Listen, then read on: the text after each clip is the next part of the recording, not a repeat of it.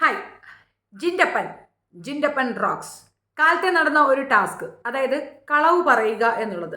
ഓരോ കണ്ടസ്റ്റന്റിനെയും എടുത്തു വെച്ചിട്ട് അവർ ചെയ്യാത്ത കാര്യം പറയുക, കളവ് പറയുക, അവരെ പറ്റി കളവ് പറയുക എന്നുള്ളതാണ്. അപ്പോൾ വളരെ ചീത്തയായ ഒരു സ്വഭാവമാണ് എന്ന് പറഞ്ഞു കഴിഞ്ഞാൽ അതിൻ്റെ റിവേഴ്സ് എഫക്റ്റ് ആണ് എടുക്കേണ്ടത്. അതായത് വളരെ നല്ല ഒരാളാണ് നമ്മളൊന്ന് അങ്ങനെ കൺസിഡർ ചെയ്യണം. അപ്പോൾ അത് നല്ലൊരു ടാസ്ക് ആയിട്ടാണ് ആദ്യമേ കുറേയൊക്കെ ജോളി മൂടി പോയെങ്കിലും ജിൻഡപ്പൻ അണ്ണൻ അങ്ങ് സ്കോർ ചെയ്തു. അണ്ണൻ്റെ സ്കോർ എന്ന് വെച്ചാൽ ഒരു 1.5 സ്കോറായിപ്പോയി. അണ്ണൻ പറഞ്ഞ കാര്യത്തിലേക്ക് എല്ലാവരുടെയും ശ്രദ്ധ വരുന്ന രീതിയിൽ ബാക്കിയുള്ളവർ ആക്ട് ചെയ്തു. അപ്പോൾ അണ്ണൻ അവിടെ പറഞ്ഞ് ഫലിപ്പിക്കാൻ ശ്രമിച്ച കാര്യം ഇതാണ്: റസ്മിൻ, ബാത്റൂം, പിന്നെ ടിഷ്യൂ പേപ്പർ, ലിപ്സ്റ്റിക്ക് വെച്ച് എഴുതൽ, അതിൽ നിന്നൊരു ഇൻഫർമേഷൻ കൊടുക്കൽ, അങ്ങനെ തുടങ്ങിയ കാര്യങ്ങളാണ് പുള്ളിക്കാരൻ പറഞ്ഞിട്ടുള്ളത്. ഈ കാര്യത്തിന് കുറച്ചുകൂടെ ഹൈലൈറ്റ് ചെയ്തുകൊണ്ട് കുറച്ചുകൂടെ ബൃഹത്തായി കാര്യങ്ങൾ കുറച്ചുകൂടെ ആളുകളിലേക്ക് മനസ്സിലാക്കാൻ തക്കവണ്ണം പ്രാപ്തിയാക്കി കൊടുത്തു ഇപ്പോഴത്തെ മണ്ടൻ പവർ ടീം. ശുദ്ധം ദുഷ്ടന്റെ ഫലം ചെയ്യുമെന്ന് പറഞ്ഞു കേട്ടിട്ടില്ലേ? അതുപോലൊരു ടേമാണ് എനിക്ക് മനസ്സിലായത്. പലരും പറയുന്ന കണക്ക് ജിൻഡപ്പന് ബുദ്ധി കൂടുതലാണെന്ന് ചോദിച്ചാൽ അതിനെപ്പറ്റി എനിക്കറിയത്തില്ല. പക്ഷേ ഇത് കൂർമ്മ ബുദ്ധിയോ കുശാഗ്ര ബുദ്ധിയോ ഒന്നുമല്ല. പുള്ളിക്ക് തോന്നിയ ഒരു സംശയം, അതിൻ്റെ ക്ലാരിറ്റി പുള്ളിക്ക് വേണമായിരുന്നു. ആ ക്ലാരിറ്റിക്ക് വേണ്ടി പുള്ളി ഒരു സാധനം അങ്ങോട്ട് ഇട്ടു. അത് അതിൻ്റേതായ 100% റിയാക്ഷൻ അപ്പുറത്തുനിന്ന് കിട്ടിയപ്പോൾ ആ പറഞ്ഞ സംഗതി കറക്റ്റാണെന്ന് പുള്ളിക്കും മനസ്സിലായി, നമുക്കും മനസ്സിലായി എന്നുള്ളതാണ് വസ്തുത. പ്രശ്നം ഇത്രയേ ഉള്ളൂ. ഈ പെൺകുട്ടി, പ്രത്യേകിച്ച് റസ്മിൻ എന്ന് പറയുന്ന കുട്ടി, പുറത്തേക്ക് പോയിട്ട് തിരിച്ചു വന്നു. പനി പിടിച്ച് കുറച്ച് ദിവസം പുറത്തു പോയി നിന്ന് ഓർമ്മയുണ്ടോ? പോയിട്ട് തിരിച്ചു വരുന്ന സമയത്ത് പുറത്തുള്ള കാര്യങ്ങൾക്ക് ഒരു കൃത്യത കിട്ടി പുള്ളിക്കാരത്തേക്ക്. അതും കൊണ്ടാണ് അകത്തേക്ക് വന്നത്. അതിനുശേഷമാണല്ലോ പ്രണയ നിലാഹ അതിനൊരു മാറ്റം വന്നത്. ഒരു ചെറിയ പിന്തിരിപ്പനൊക്കെ വന്നു, അങ്ങടി ഇങ്ങടി ചെറിയ ക്ലാഷ്, കുറേ ഒരു മാറ്റിയിരുത്തൽ, അങ്ങനെ കുറേ കാര്യങ്ങളൊക്കെ നടന്നില്ലേ? ഇതൊക്കെ തന്നെ ഹിന്ദി ഇവിടെ കൊണ്ടുവന്ന് കൊടുത്തതാണ്. പക്ഷെ പുള്ളിക്ക് അത് ചെറിയ സൂചന ഉണ്ടായിരുന്നുള്ളൂ. അതായത് ഒരു കൺഫർമേഷൻ ഇല്ലായിരുന്നു. പുള്ളി പറഞ്ഞത് ഇത്രയേ ഉള്ളൂ: പുറത്ത് പോയിട്ട് വന്ന ആളിന് പെട്ടെന്നൊരു മാറ്റം, സൈലൻ്റായി. പുറത്തുള്ളത് എന്തെങ്കിലും കിട്ടി കാണുമോ ഇല്ലയോ?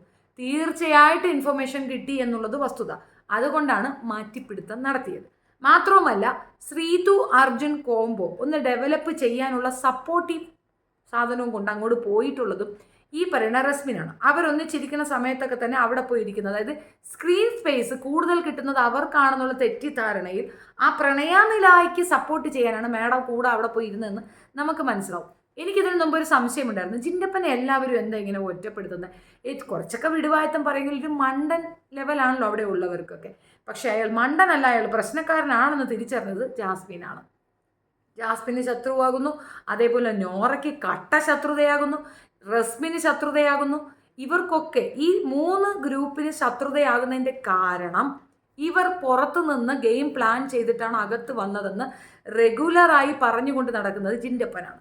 എന്തുകൊണ്ടത് പറയണമെന്ന് പറഞ്ഞാൽ അയാൾക്ക് നല്ല സംശയമുണ്ട്. കൃത്യമായി പറഞ്ഞാൽ നോറയും ജാസ്മിനും അതിനകത്ത് കാണിച്ച തല്ലുപിടുത്തവും അടിലഹളയും ഒക്കെ ഡ്രാമയുടെ മറ്റൊരു വശമായിരുന്നു. നമ്മളെ തെറ്റിദ്ധരിപ്പിക്കുക എന്നുള്ളതിൽ ടാർഗറ്റഡ് ആയിരുന്നു നോറ സപ്പോർട്ടാണോ അല്ലയോ എന്നൊന്നും എനിക്കറിയത്തില്ല. നോറയ്ക്ക് ആ ഒരു പ്രോഗ്രാമിൽ കൂടെ വന്നാൽ അത്യാവശ്യം തൻ്റെ വീട്ടുകാർക്ക് അവർക്കൊരു സമാധാനം ഉണ്ടാക്കി കൊടുക്കുന്ന രീതി, പ്രത്യേകിച്ച് പ്രണയമോ ഒന്നിലും പോയി ചാടി വീഴാതെ മര്യാദക്കായിട്ടുള്ളൊരു ഗെയിം കളിക്കുക, അതിൽ കൂടെ ഒരു അക്സെപ്റ്റൻസ് പൊതുജനങ്ങളിലേക്ക് എത്തിക്കുക, ആ അക്സെപ്റ്റൻസ് കൊണ്ട് നല്ല പേരെടുക്കുക എന്നൊരു ഉദ്ദേശ ലക്ഷ്യം മാത്രമേ നോറയ്ക്ക് ഉണ്ടാകാൻ ചാൻസ് ഉള്ളൂ. ജാസ്മിന് കപ്പാണ് മുഖ്യം. അത് കൊടുക്കാമെന്ന് ഹാഫിസ് പറഞ്ഞും കാണും. ഹാഫിസ് വേറെ ആരുമല്ല, അതിൻ്റെ മെയിൻ കൊണാണ്ടേഴ്സാണ്. അപ്പം പുള്ളി അത് പറഞ്ഞും കാണും. സോ അതിനകത്ത് തെറ്റിദ്ധരിക്കപ്പെട്ട കുറച്ച് പേരും പുറത്ത് നമ്മളുമാണ് ഉള്ളത്. തെറ്റിദ്ധാരണാജനകമായൊരു കാര്യമാണ് പുറത്തേക്ക് എത്തിയിട്ടുള്ളത്. സോ ഇൻ ഷോർട്ട്, ഇത് ഒക്കെ തന്നെ പൊളിച്ചു കൊടുക്കുന്നത് ജിൻഡപ്പനാണ്. എന്തുകൊണ്ടാണെന്ന് അറിയാമോ? ജാസ്മിനും ഗബ്രിയും ബാത്റൂമിനകത്ത് സംസാരിക്കുന്ന വിഷയം ജിൻഡപ്പൻ നോട്ട് ചെയ്ത് ബിഗ് ബോസിൻ്റെ അടുത്തേക്ക് അത് പറയുന്നുണ്ട്. ലാലിൻ്റെ ഒരു ഷോയ്ക്കകത്ത് ലാല് വരുന്ന ഒരു സമയത്ത് പുള്ളിക്കാരൻ അത് എക്സ്പ്ലെയിൻ ചെയ്ത് കൊടുക്കുന്നുണ്ട്. അതായത് ഇവർ അവിടെ കാണിക്കുന്ന സർവ്വ പേക്കൂത്തുകളും അദ്ദേഹം നോട്ട് ചെയ്യുന്നുണ്ട്, കൃത്യമായ ഇൻഫർമേഷൻ പാസ് ചെയ്യുന്നുണ്ട്.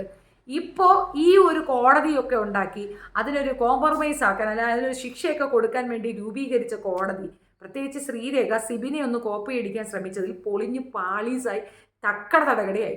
ശ്രീരേഖ സിബിനോട് ചോദിക്കുന്നുമുണ്ട്, നിനക്ക് ഒരു പവർ റൂമിൽ ഇരുന്നാൽ എന്തൊക്കെ നടത്താൻ ആഗ്രഹമുണ്ട്, അതൊക്കെ എന്നോട് പറയൂ, ഞാനത് പറയാം, അപ്പം ഞാൻ കുറച്ച് ഡെവലപ്മെൻ്റ് ആകും. അതായത് ആദ്യം ശ്രീരേഖ മൊത്തം ഒന്ന് വാച്ച് ചെയ്യുമ്പോൾ അർജുനെയാണ് നോട്ട് ചെയ്തിരുന്നത്. അർജുൻ കുറച്ച് കൊള്ളാം, എന്നാൽ പിന്നെ അർജുനെ ഒന്ന് പ്രൊമോട്ട് ചെയ്യാം. അർജുനെ പ്രൊമോട്ട് ചെയ്തതിൻ്റെ താങ്ക്ഫുൾ ഗിവിങ് ആയിരുന്നു അവിടെ കിട്ടിയ പവർ ടീമിലേക്കുള്ള ആദ്യത്തെ എൻട്രി തന്നെ.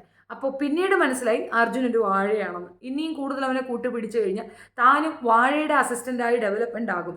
സോ സിബിൻ ബെസ്റ്റ് പ്ലെയർ ആണെന്ന് മനസ്സിലാക്കി സിബിൻ്റെ ചുറ്റും നടന്ന് കിടക്കുന്ന ശ്രീരേഖ എങ്ങനെയെങ്കിലും സിബിൻ്റെ സ്പേസ് കിട്ടാൻ വേണ്ടിയിട്ട് ഇതേ സാധനം എടുത്തു വെച്ച് കോടതി നടത്തുകയാണ്. കോടതിയിൽ എന്താണ് സാക്ഷിയായിട്ട് വന്നത്? അർജുനാണ്. പൊളിഞ്ഞില്ലേ?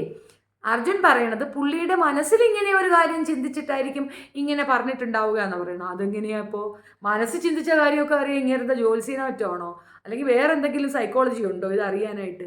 അതിൽ തന്നെ പൊളിഞ്ഞ് പാളീസായി. ബാക്കിയുള്ളവരും അഭിഷേക് എസും ഒക്കെ അത് കയറി ഏറ്റപ്പോൾ പ്രശ്നം തീർച്ചയായിട്ടും എല്ലാവരിലേക്കും എത്തി. പുറത്തു പോയ റസ്മിനെ കാര്യങ്ങൾ മനസ്സിലായിട്ടുണ്ടായിരുന്നു. ആ അറിഞ്ഞ കാര്യങ്ങൾ പതിയെ ബാക്കിയുള്ളവരിലേക്ക് എത്തിക്കാൻ ഒരു ശ്രമവും നടത്തിയിരുന്നു. നോറയുടെ ചേഞ്ചും നോറയുടെ ഇപ്പോഴും ചാട്ടിക്കളിയും ഒക്കെ അതിൻ്റെ ആഫ്റ്റർ എഫക്റ്റ് ആയിരുന്നു.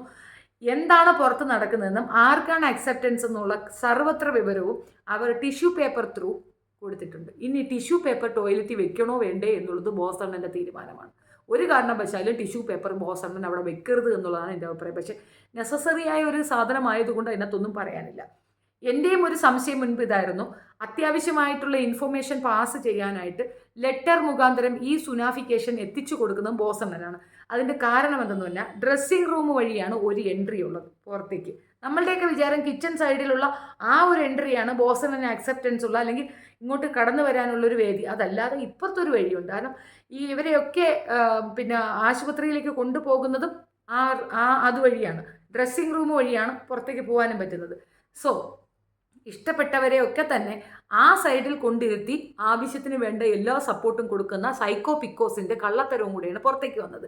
ഇതും തീരാതെ റസ്മിൻ വീണ്ടും കുറച്ചുകൂടെ റിവീലാകാൻ വേണ്ടി ബോസമ്മൻ്റെ അടുത്ത് വന്നിട്ട് കാര്യങ്ങൾ പറയുന്നുണ്ട്. പക്ഷേ പൊളിഞ്ഞ് പാളീസായി പിച്ചു ഇറക്കി പോയിട്ടുണ്ട്. ഈ വിഷയം ലാലെടുത്താൽ പബ്ലിക്കിൻ്റെ മുമ്പിൽ കൂടെ നാറും. ഇതിപ്പം ലൈവ് പ്രോഗ്രാം കണ്ടവർ മാത്രമേ കണ്ടിട്ടുള്ളൂ.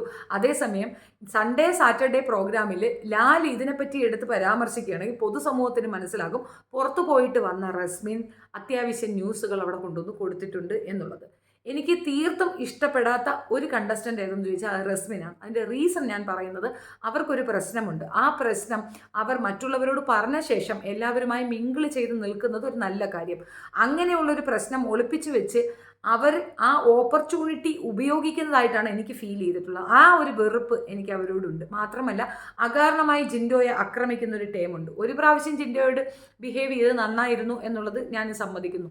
ആ ഒരു പവർ ഞാൻ കണ്ടിരുന്നു. പക്ഷേ അൺവാണ്ടഡ് ആയിട്ട് അയാളെ പിന്തുടർന്ന് ആക്രമിക്കുന്ന ഒരു രീതി ഒരിക്കലും അക്സെപ്റ്റ് ചെയ്യാൻ പറ്റുന്ന ഒരു കാര്യമല്ല. So in total Jinto rock ചെയ്യുന്നു. അത് ബുദ്ധി കൂടിയത് കൊണ്ടാണോ അതോ ശുദ്ധൻ ദുഷ്ടൻ്റെ ഫലം ചെയ്തതാണോ എന്ത് തന്നെയായാലും അങ്ങേരുടെ ഒരു സാധനം, അതായത് ഒരു ടാസ്കിൽ കൂടെ അദ്ദേഹം പറയാനുള്ള കാര്യം കൃത്യമായ ആളുകളിലേക്ക് എത്തിച്ചിട്ടുണ്ട്. ഇതൊരു പബ്ലിക് സ്പേസ്, ഐ മീൻസ് ഈ ചോറൊക്കെ കഴിക്കുന്ന സമയത്തോ അല്ലെങ്കിൽ പൊതുവായി ഇരിക്കുന്ന സമയത്തോ പുള്ളി ഈ ഒരു സൂചന ഇട്ടിട്ടുണ്ടെങ്കിൽ റസ്മിൻ മിക്കവാറും തന്തയ്ക്കും തള്ളയ്ക്കും വിളിക്കുക മാത്രമല്ല അടിക്കാനും കയറും. ഇവരെല്ലാവരും കൂടെ ചേർന്ന് പിടിച്ച് മറ്റത് വലിയൊരു സീൻ ആകേണ്ട ഒരു സീനിനെ വളരെ ലൈറ്റാക്കി എടുത്തിട്ടും അവർക്ക് എത്രത്തോളം അത് കൊണ്ട് എന്ന് മനസ്സിലാക്കുക. ഇതിൽ നിന്ന് നമുക്ക് മനസ്സിലാക്കാൻ ഒരു കാര്യമുണ്ട്. ഈ 3 പെൺമഹിതികളും ഇയാളെ ആക്രമിക്കാനുള്ള കാരണം തന്നെ അവരുടെ കള്ളത്തരം കൃത്യമായി പൊതുസമൂഹത്തിലേക്ക് ജിൻഡോ കൊണ്ടുവന്ന് കൊടുത്തിട്ടുണ്ട് എന്നുള്ളതാണ്. ഈ വസ്തുത ശരിക്കും അറിഞ്ഞുകൊണ്ട് അവിടെ നിൽക്കുന്ന ഒരാൾ പിക്കോസ് അണ്ണനാണ്. സോ സൈക്കോ പിക്കോസിൻ്റെ മറ്റൊരു കളിയായിട്ട് നമുക്കിതിനെ കാൽക്കുലേറ്റ് ചെയ്യാം. ഏതായാലും ജിൻഡോ റോക്സ്. അപ്പോൾ സിബിൻ പോയാലും ഒരു റീപ്ലേസ്മെൻറ്റ് അവിടെ ഉള്ളത് ജിൻഡോ ആണെന്ന് വ്യക്തം. ശരിയാണ്, കള്ളത്തരങ്ങളൊക്കെ പറയാറുണ്ട്, ഇല്ല എന്ന് പറയുന്നില്ല. പക്ഷേ ഇത് സൂപ്പറായിരുന്നു, പൊളിച്ചു. ഒരാൾ നല്ലത് ചെയ്താൽ നമ്മൾ നല്ലതെന്ന് പറയണ്ടേ. സോ ഈ ഒരു വിഷയത്തിൽ ജിൻഡോ പൊളിച്ചു എന്ന് തന്നെയാണ് എൻ്റെ അഭിപ്രായം. Thank you. കൂടുതൽ അപ്ഡേഷനുമായി വീണ്ടും വരുന്നതായിരിക്കും. ഇഷ്ടപ്പെട്ടാൽ like, share and subscribe. Thank you.